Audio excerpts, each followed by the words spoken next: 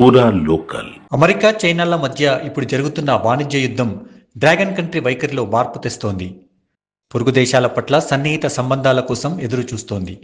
ముఖ్యంగా భారత్ విషయంలోనూ చైనా దిగివస్తున్నట్టు కనిపిస్తోంది. ఇప్పటిదాకా అదును దొరికితే దురాక్రమణకు పాల్పడాలని చూసే చైనా భారత్కు దగ్గర కావాలని చూస్తోంది. ఉమ్మడి లక్ష్యం కోసం రెండు దేశాలు కలిసి పనిచేయాలని కోరుకుంటున్నట్టు చైనా అధ్యక్షుడు జిన్పింగ్ ప్రకటించడం ఆ దేశ వైఖరిలో మార్పు వస్తోంది అనడానికి సూచనగా భావిస్తున్నారు. అమెరికా విధిస్తున్న భారీ సుంకాలను ఎదుర్కోవడానికి రెండు దేశాలు జట్టు కట్టాలని ఢిల్లీలో చైనా రాయబార కార్యాలయ ప్రతినిధి యూజింగ్ కూడా పిలుపునిచ్చారు. దీంతో ఈ దిశగా రెండు దేశాలు ముందడుగు వేసే అవకాశం కనిపిస్తోంది.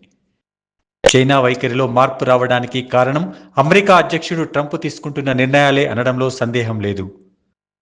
పలు దేశాలపై సుంకాలు పెంచుతున్న ట్రంప్ చైనా విషయంలో మరింత కఠినంగా వ్యవహరిస్తున్నారు.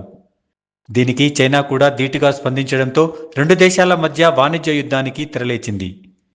ఈ విషయంలో ఎవరికి వారు తగ్గేదేలే అన్నట్టుగా వ్యవహరిస్తున్నారు. మొదట ఈ యుద్ధానికి అమెరికా అధ్యక్షుడు ట్రంప్ తెరలేపారు.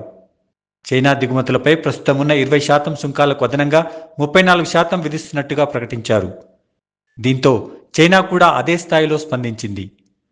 అమెరికా నుంచి దిగుమతులపై అదనంగా 34% సుంకాలను విధిస్తున్నట్టు తెలిపింది. దీంతో ట్రంప్కు కోపం వచ్చింది.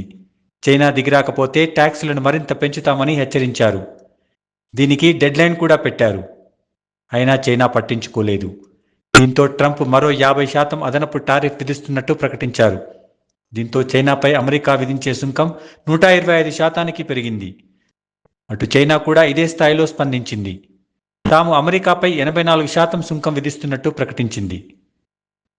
భారత్తో పాటు పలు దేశాలపై అమెరికా సుంకాలు పెంచినప్పటికీ ఏ దేశమూ ఈ విధంగా స్పందించలేదు.